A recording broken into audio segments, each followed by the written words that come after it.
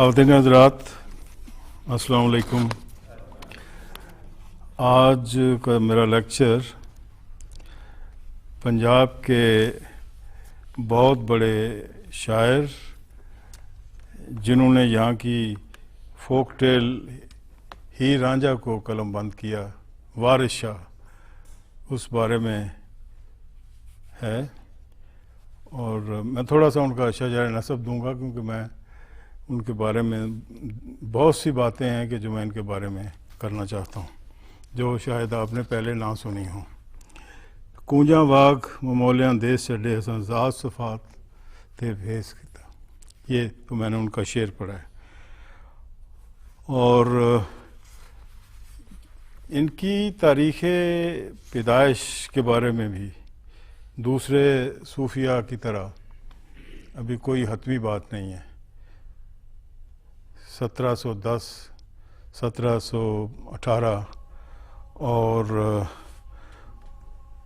خود بھی جو لکھتے ہیں تو اس میں بھی ایز سچ نہیں، ڈیفینیٹ کوئی ڈیٹ ان کی نہیں ہے. باقی انہوں نے اپنے خاندان کے متعلق وہ باتیں تو انہوں نے بہت لکھی، لیکن ہم یہ سمجھ کے چلتے ہیں کہ وہ 1715 میں پیدا ہوئے اور 1795 میں وہ فوت ہوئے.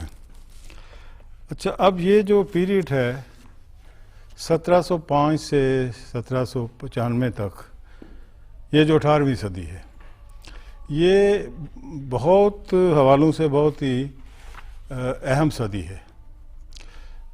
بلے شاہ کے زمانے میں یہاں پہ نادر شاہ، پھر ابدالی، پھر مرہٹے، سکھوں کا، یہ پورے کا پورا ایک جو ہے، تو اس کی ان کی جو شاعری ہے ہیر کا قصہ وہ بہت ہی متاثر ہوا ہے اور وہ بہت سی جگہوں پہ وہ اس کا ذکر بھی کرتے ہیں. تو یہ وہ زمانہ تھا کہ جس میں سندھ میں سچل سرمست وہ بھی تھے، کیونکہ وہ 1739 میں پیدا ہوئے اور 1819 کے قریب یا 27 کے قریب فوت ہوئے. اور ان کے علاوہ شاہ لطیف بٹائی بھی، اور دوسرے بلوچستان میں مست وکلی بھی، یہ سارے اس پیریڈ کے لوگ ہیں. تو وارث شاہ کے بارے میں ہیر جب انہوں نے لکھی تو اس کے بارے میں سب نے کہا جی یہ سب سے، جسے کہتے ہیں نا کہ اصلی اور وڈی کا لفظ استعمال ہو، یہ سب سے بڑی ہیر ہے. جیسے آپ کو پتہ ہے کہ دمودر نے لکھی تھی، مقبل نے لکھی تھی. دمودر نے جو اکبر کے زمانے میں لکھی اس میں یہ تھا کہ اس نے ہیر اور رانجھا کو ملا دیا تھا آپس میں، مطلب ایک اینڈ ٹریجک نہیں تھا. حافظ برخوردار نے لکھی، بوٹا گجراتی نے لکھی، فرد فقیر نے لکھی، بہت سے لوگوں نے اس کے بعد پچھلے 50 سال میں بھی لکھی گئی. مولا بخش کشتہ نے لکھی، عبدالغنی شوق نے لکھی.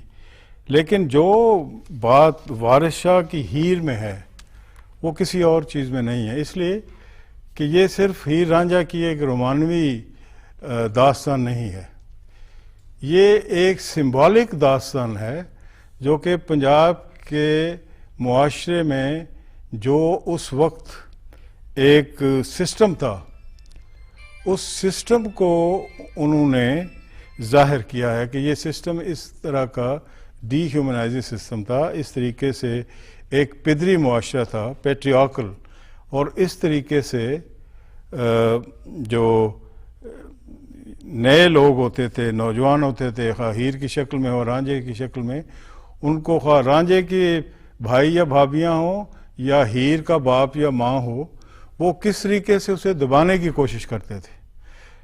چنانچہ کہانی تو آپ کو پتہ ہی ہے، میں نہیں سمجھتا ہوں کہ آپ کو کہانی میں سنانے بیٹھوں گا اب، کہ اس میں سمبلز ہیں. مثلا رانجھا جب وہاں سے چلتا ہے اور دریا عبور کرتا ہے چناب، تو اس کا دریا عبور کرنا اٹ سیلف ایک سمبل ہے کہ ایک مہم کا کہ وہ وہاں سے چلا ہے اور وہ آگے آیا ہے.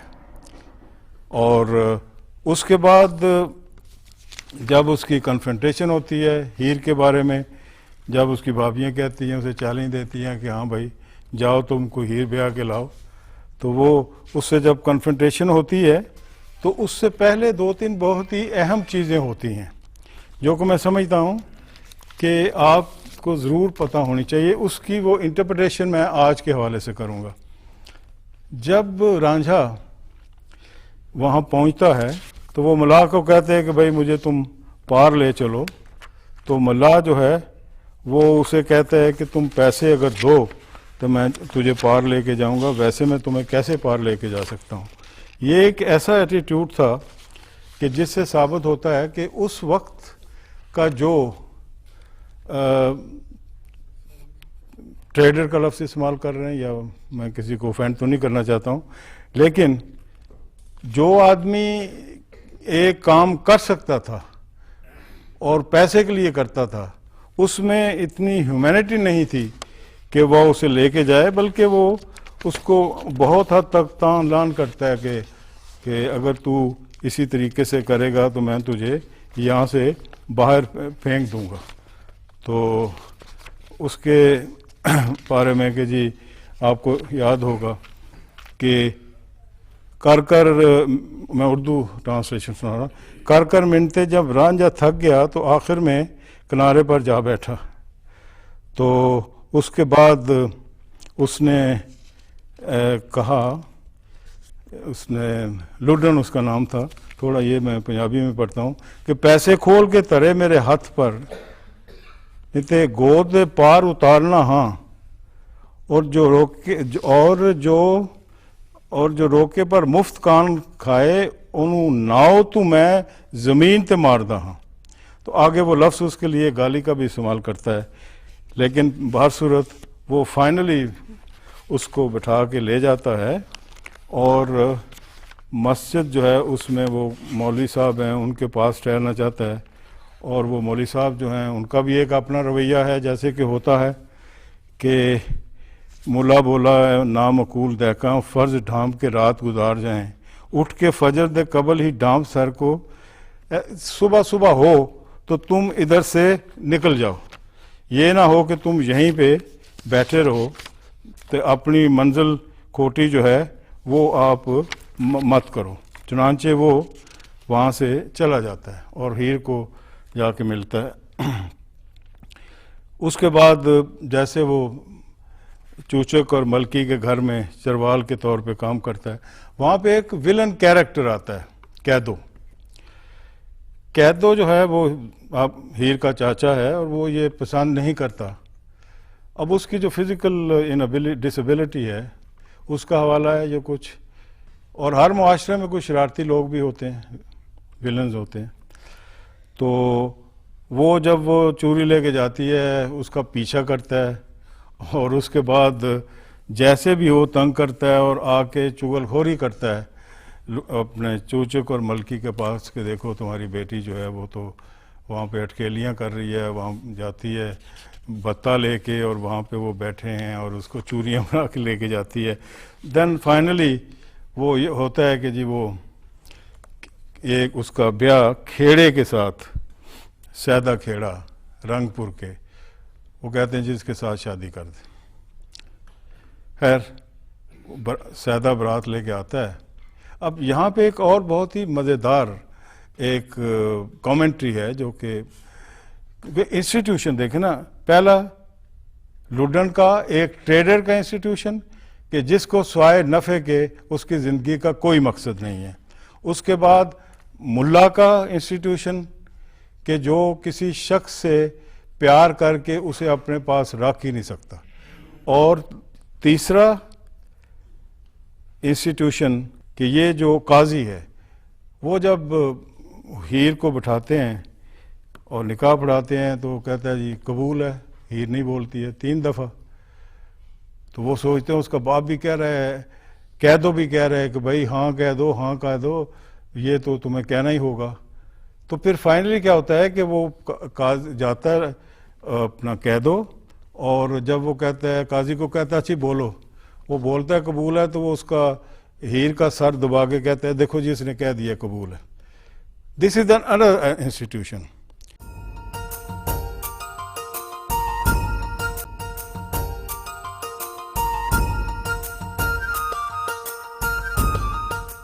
اور پھر بعد میں جب وہ چلے جاتے ہیں اس کو لے کے ہیر کو, تو رانجھا جو ہے وہ ظاہر ہے بہت ہی ڈس اپوائنٹڈ, مایوس, اور جیسے کہ عشق میں ہوتا ہے ایک اس میں اسکیپزم, فراریت کا رویہ آتا ہے, اور وہ چلا جاتا ہے ٹلے بالناتھ جیلم کے علاقے میں. وہاں پہ ایک جوگی ہوتا ہے بالناتھ, وہاں پہ جوگی تھے بہت ہی جوگ دیتے تھے, تو وہ اس کے پاس چلا جاتا ہے. تو اس کو جا کے وہ کہتا ہے کہ بھائی میں تو یہاں پہ جوگ لینے آیا ہوں.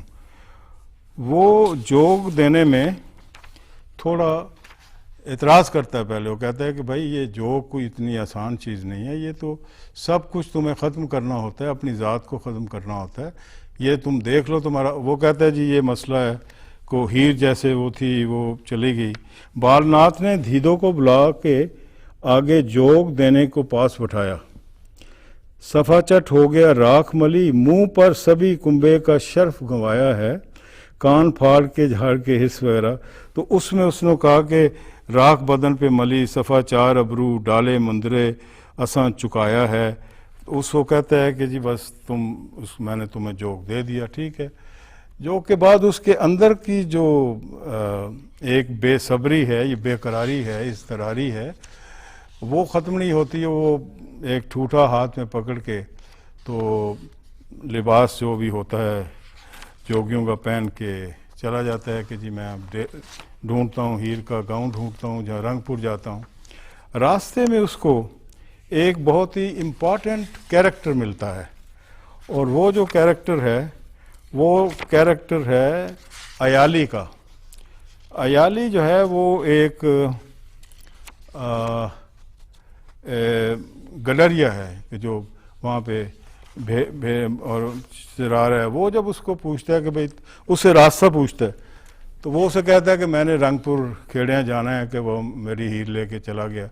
اور یہ ساری بات چونکہ کافی سینہ بسینہ اور بائی ورڈ آف ماؤتھ مشہور ہو چکی تھی, تو وہ اسے کہتا ہے, وہ بہت ہی اس کو جو اس کی ایک سیلف ریسپیکٹ یا آنر, سینس آف آنر ہے, اس کو وہ چیلنج کرتا ہے.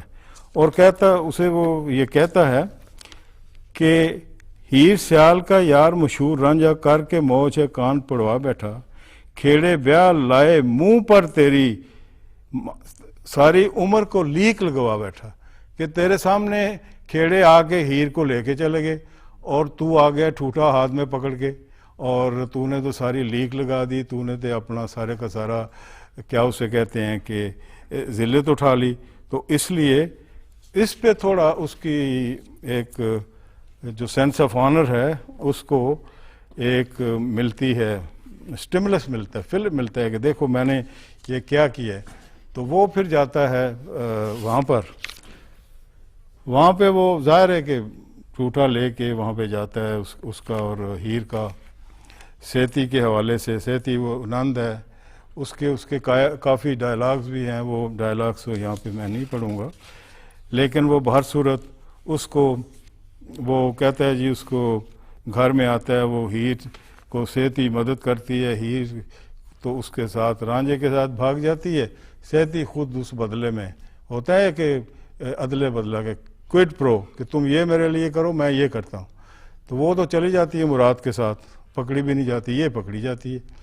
تو اس کو لے آتے ہیں راجا کے پاس, راجا عدلی اس کا. وہ اسے کہتا ہے کہ یہ رانجھا کہ یہ تو نے کیا کیا ہے, کہ یہ تو بہت غلط بات ہے کہ میرے راج میں کوئی ایک بیاتہ عورت ہے, تم اسے اٹھا کے یہاں پہ لے آئے ہو. تو میرا جو قاضی ہے وہ تو میں مقدمہ اس کو دوں گا. اور تو چنانچہ وہ کہتا ہے اس قاضی کو کہ تم مقدمہ جو ہے وہ سنتا ہے, جو بھی ہے. فائنلی وہ کہتا ہے کہ جو ہیر ہے وہ اس کو دے دیں, اس کا کوئی تعلق نہیں ہے. تو وہ کہتے ہیں جی رانجھا اس میں آ کے تو کچھ دعا کرتا ہے تو وہ گاؤں کو آگ لگ جاتی ہے، کس حد تک صحیح ہے اس کے بارے میں کچھ کہا نہیں جا سکتا ہے۔ بہرصورت وہ جب آگ لگ جاتی ہے تو پھر قاضی کہتا ہے کہ نہیں دیکھیں ایسا کرتے ہیں کہ ہیر جو ہے وہ ہم رانجھا اگر باقاعدہ برات لے کے آتا ہے تو بس ٹھیک ہے، ہیر آ کے تو لے جائے۔ تو وہ کہتا ہے جی وہ کچھ چلا جاتا ہے جی میں برات لینے جاتا ہوں۔ تو یہ ایک پوری سازش کا حصہ ہوتا ہے۔ تو پیچھے سے قیدو جو ہے چونکہ وہ ایک ویلن کی طرح سارا کچھ کر رہا ہے، وہ پیچھے سے اس کو زہر دیتے ہیں اور وہ مر جاتی ہے، اور جب وہ رانجھا کو پتہ چلتا ہے تو ایونچولی جیسے کہ ٹریجڈی ہوتی ہے وہ ویسے بھی ہوا۔ ہیر رانجھے نے قاضی نے چھین کے کھیڑوں کو دے یارو، دگا کا یہ پیر اولیاء ہے، دگا کا پیر اولیاء۔ یہ وہی بات ہے کہ جو باقی نبی کی ہے، یہ اندر سے چور عہدہ اور لچھا، دیکھو باہر سے تو ولی اولیاء ہے، دگا باز چگڑالو فنکار ہے، یہ بنا پھرتا ہے شیخ اور اولیاء ہے، جب دگا پر آئے تو گھال دے صف، آنکھیں موند لے تو لگتا اولیاء ہے۔ یہ اس کے بارے میں قاضی نے کہا ہے۔ اب یہ اگر آپ اس کو ری انٹرپریٹ کریں تو جیسے میں نے کہا کہ یہ مختلف جو کیریکٹر ہیں، اگر آپ شروع کریں چوچک سے کریں یا ملکی سے کریں، وہ تو اس سماج کی جیسے میں نے کہا کہ پدری معاشرہ جو تھا اس کے سب سے بڑے وہ سمبل سے قیدو ایک ویلن کے طور پہ آتا ہے، پھر ٹریڈر کا میں نے اس کو بتایا آپ کو کہ وہ لڈن کا، پھر اس ملا جو تھا، پھر قاضی۔ اب قاضی کی جو اس وقت کی جوڈیشری جو تھی اس کا وہ سمبل تھا، اور اس وقت کی جو جوڈیشری تھی وہ تو ہمیشہ جو بادشاہ جو اسٹیبلشمنٹ کہتی ہے اسی کے لیے ہوتا ہے، اور یہ جو قاضی ہوتے ہیں وہ قاضی اس وقت کی یہ بھی جوڈیشری ہیں، وہ ایک حکمران ہے، ایک جوڈیشری ہے، جو حکمران کہتا ہے وہی جوڈیشری کرتی ہے، چنانچہ جو عدلی نے کہا وہی قاضی نے کیا، وہی فیصلے دیے۔ جیسے مختلف زبانوں میں بعض ملکوں میں باہر اور سے بہت سے ملک ہیں، ساؤتھ امریکہ میں ہیں اور بھی ہیں، ہمارے ساؤتھ ایسٹ ایشیا میں کہ بعض اوقات ڈکٹیٹرز آتے ہیں تو ان کے جو رول ہوتا ہے اس کو لیجیٹیمائز جوڈیشری ہی کر دیتی ہے، اس لیے جوڈیشری عام طور پہ اس کا جو تھا وہ یہ سب سے بڑا سمبل ہے اس کا وارث شاہ کا۔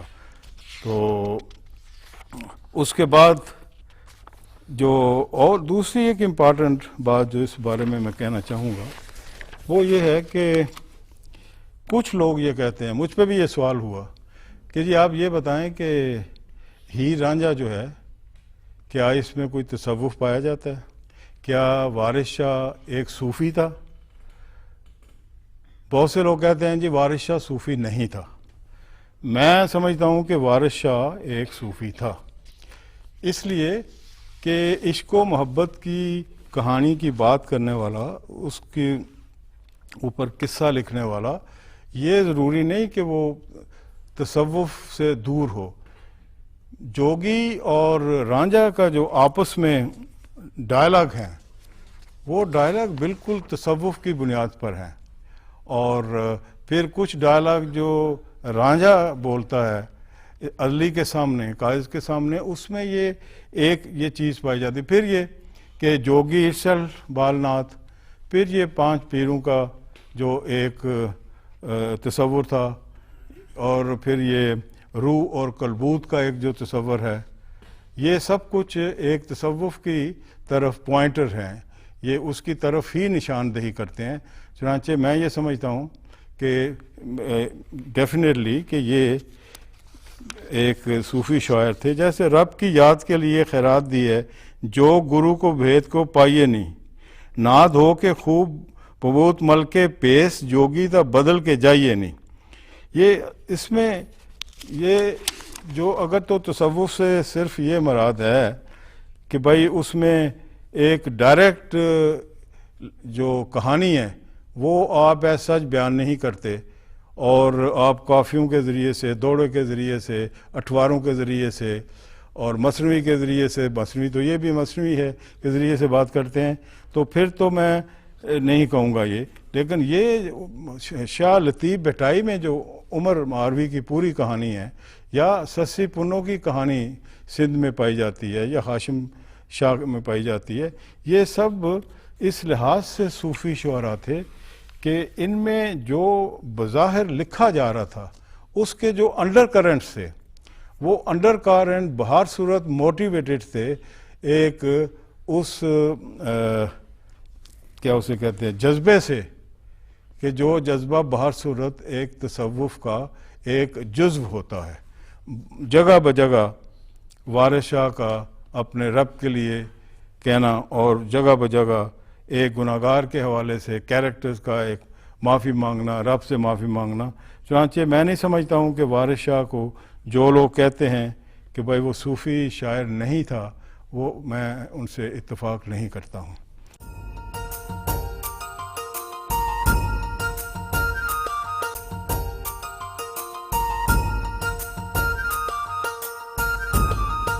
دوسری بات جو وارث شاہ کے بارے میں کہ جی وہ بھاگ بھری تھی، جب یہ ملکہ ہانس میں بیٹھ کے ایک مسجد کے یہ امام مسجد بن گئے، اور وہاں انہوں نے بھاگ بھری تھی ایک کیریکٹر، اور انہوں نے ہیر لکھی، وہ بھی مجھے لگتا ہے کہ یہ ساری افسانوی بات ہے۔ ہماری فلموں نے اس میں بھاگ بھری کا کیریکٹر آیا، ہمارے ہمسایہ ملک میں جو ہیر پہ بنی، وارث پہ بنی، اس میں بھی آیا، لیکن بھاگ بھری کا ذکر ایز سچ کوئی مستند کہیں پہ نہیں پایا جاتا ہے۔ یہ کہ مثلا وارث شاہ بھاگ بھری کا لفظ استعمال کرتا ہے عورت کے لیے، مثال کے طور پہ جب رانجھا جاتا ہے رنگ پور، تو اس سے پہلے ایک لائن ہے کہ رنگ پور دیو پاگ بھریو۔ اب رنگ پور دی پاگ بھری کا مطلب کیا ہے؟ اس لیے بعض چیزیں جیسے میں نے کہہ رہا ہوں بار بار کہ کچھ چیزیں ایسے منسلک کر دی جاتی ہیں کہ یہ اس نے کہا۔ مثلا وارث شاہ کے بہت سے اس میں کم از کم سینکڑے شعر ایسے ہیں کہ جو وارث شاہ کے اپنے لکھے ہیں۔ ڈولی مار دیں ماریاں ہیر چیکاں، اس کے بارے میں تحقیق یہ ہے کہ یہ تو وارث شاہ کا لکھا ہوا ہی نہیں ہے۔ اور بعض اوقات کہتے ہیں جی وارث شاہ کے شاعری میں کچھ ایسی بھی چیزیں ہیں جو قابل اعتراض فکرے ہیں، وہ بھی اس میں زبردستی انٹر کیے گئے۔ کس سٹیج پہ کیے گئے اس بارے میں کچھ نہیں کہا جاتا۔ جب ایک وقت میں ایک شاعر پاپولر ہوتا ہے عوامی سطح پر، تو پھر لوگ کچھ یہ کوشش کرتے ہیں اسے ڈیبنک کرنے کی، اور اس کا یہ طریقہ ہوتا ہے جی یہ دیکھیں جی اس کی شاعری میں یہ کیا ہے، یہ جی بھاگ پری کے ساتھ عشق کرتا تھا، یہ دیکھیں، تو اس کو بلٹل کرتے ہیں۔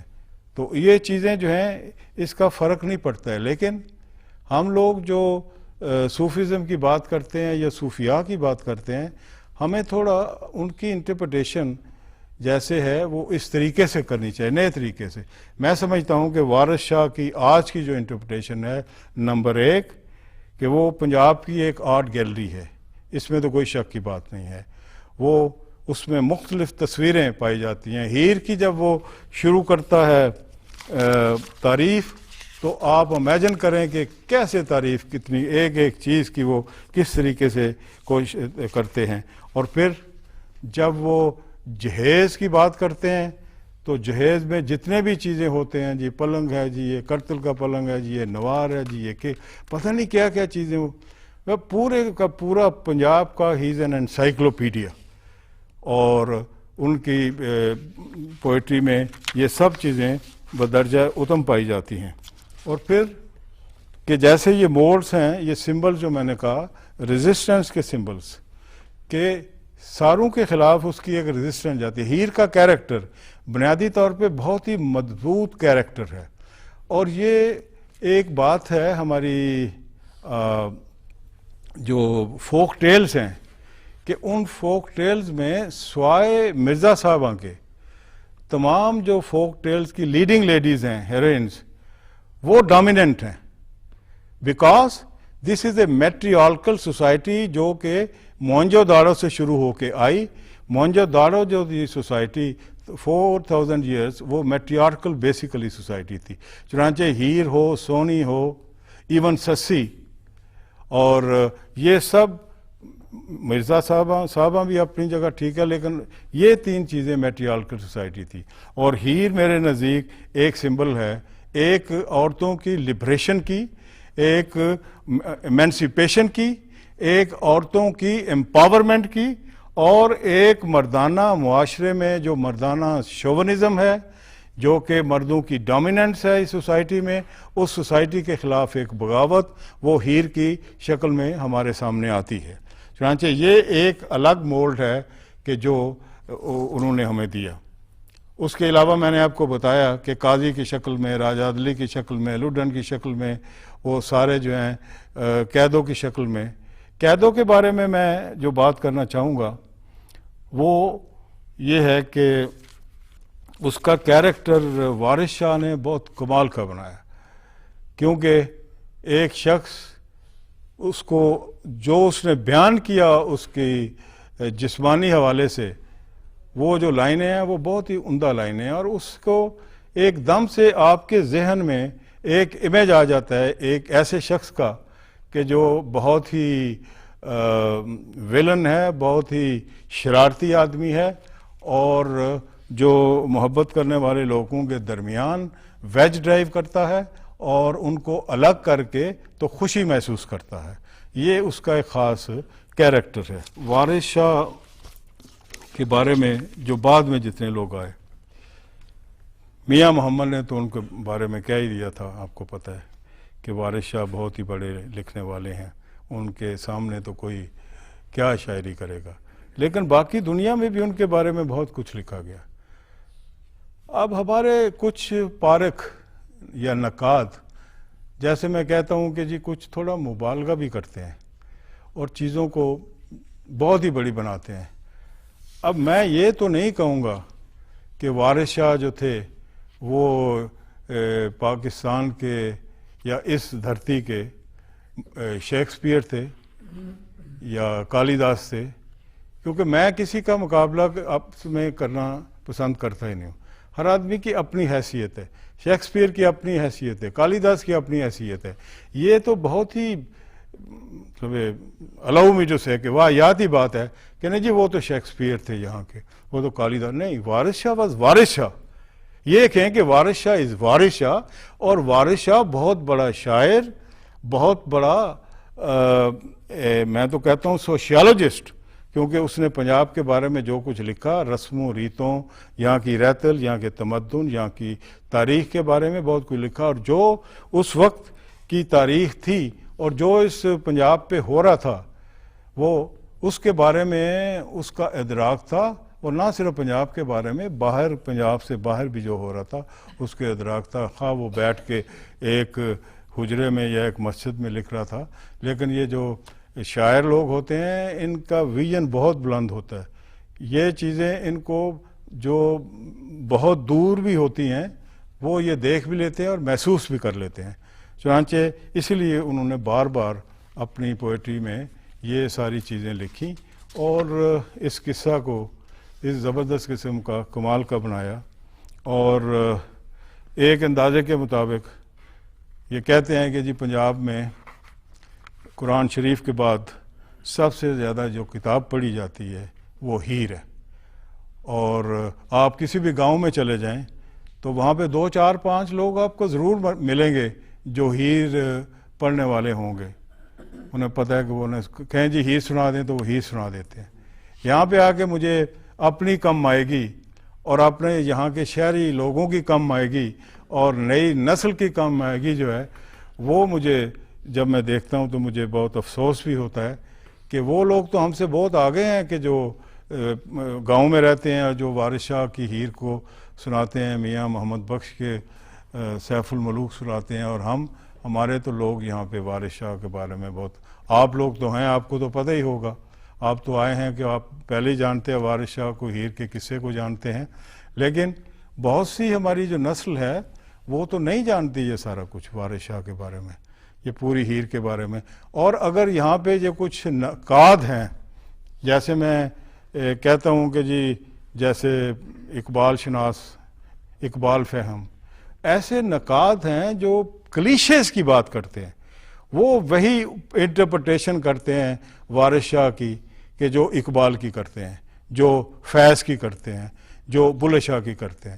There is no interpretation. The new interpretation of وارث شاہ از کہ وارث شاہ ایک بہت ہی پروگریسو, ایک سیکولر, ایک فارورڈ لکنگ, ایک روشن خیال لکھنے والا تھا, جس نے اپنی ہسٹری, اپنے جو اتحاد تھا اس وقت تھا, اس کے خلاف بغاوت کی. اس کے شعروں میں موجود ہے, اور اس نے اس معاشرے کے خلاف بغاوت کی کہ جو فیوڈل معاشرہ تھا, اور اس نے اتنا بڑا کیریکٹر ہیر کا اور رانجھے کا سامنے لائے. اور باقی جو یہاں پہ ایگزیکٹو ہوتی ہے, جوڈیشری ہوتی ہے, دوسرے جتنے لوگ ہوتے ہیں, بزنس مین ہوتے ہیں, ان کو جس طریقے نے انہوں نے حریص اور بددیانت اور کرپٹ لوگ بتایا, یہ سارا میں سمجھتا ہوں کہ یہ آج کے معاشرے میں بھی ہر جگہ جو ایک ڈیکیڈنس اور ایک انحطاط و زوال ہے, اس کی بہت زبردست تصویر ہے.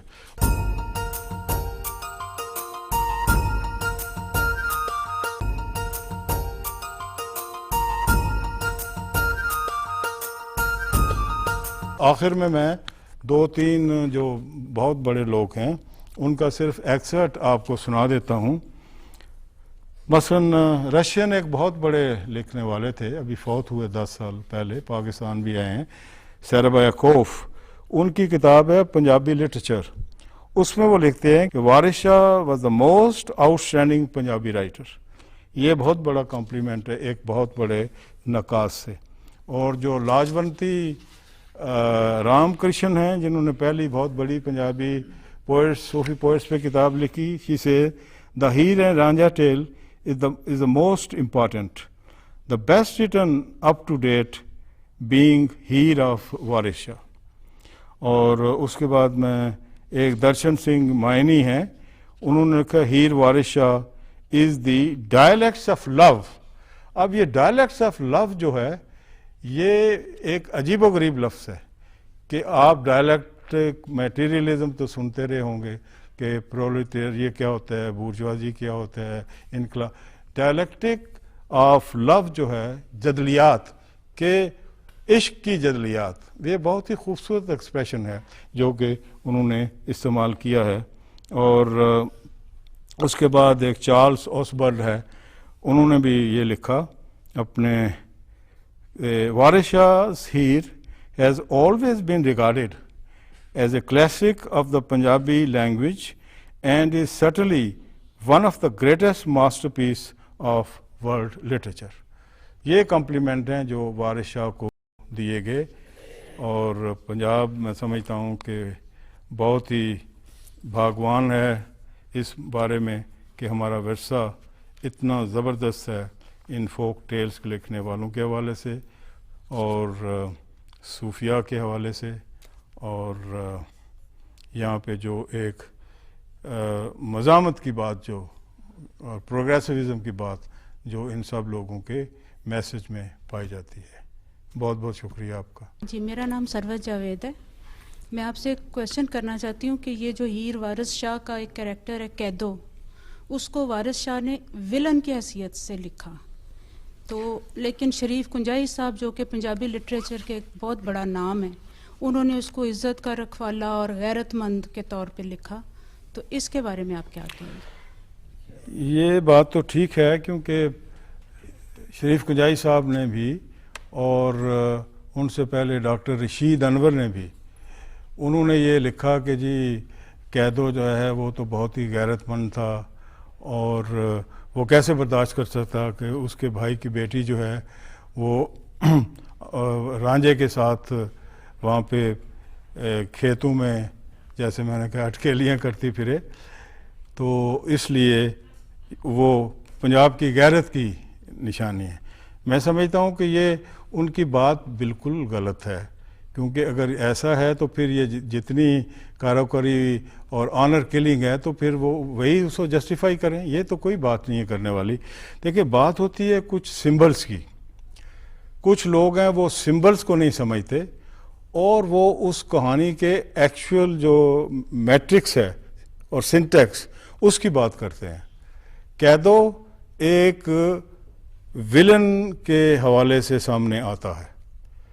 اگر کوئی اس کو کہے جی غیرت کی نشانی ہے تو یہ تو کوئی بات نہیں، کیونکہ اس کے جو اچھا وارث شاہ نے اس کو جو جسمانی معذوری کے حوالے سے جو کیریکٹر بنایا وہ اس کی جو ویلنی ہے اس میں اور اضافہ کرتی ہے، اور پھر جس طریقے سے اس کے متعلق ہیر نے لکھا یا اس کے سوال جواب ہیں وہ جو یہی ثابت کرتا ہے کہ وارث شاہ کے ذہن میں تو سارا کچھ تھا، تو وہ سمجھتا تھا کہ یہ شخص جو ہے یہ غیرت کا نشان نہیں ہے، غیرت کے نشان ایسے نہیں ہوتے ہیں کہ جو اس طریقے سے قاضی کے سر کو ایسا کر کے کہیں جی ہاں قبول ہے اور زہر بھی کھلا دیں اور چغلی لگاتے رہیں جا کے اس کے باپ کے پاس کہ دیکھو وہ کیا کر رہی ہے، جھوٹ موٹ بولتے رہے، وہ غیرت کی نشانی کبھی نہیں ہو سکتا۔ پنجاب میں ایسے غیرت کے نشان جو ہیں ہمیں نہیں چاہیے، نہ ہمیں ایسے غیرت مند لوگ چاہیے، ان میں کوئی غیرت مندی والی بات نہیں تھی۔ He was through and through villain, that's all, nothing else. بہت بہت شکریہ آپ کا۔